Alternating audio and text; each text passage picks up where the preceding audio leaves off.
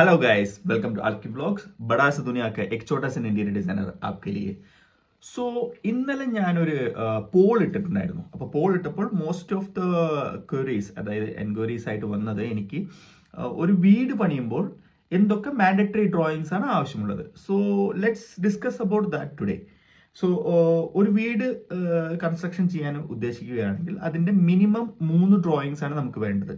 First one set out plan, second joinery plans, third one electrical and plumbing drawings. So we will discuss more about these plans today.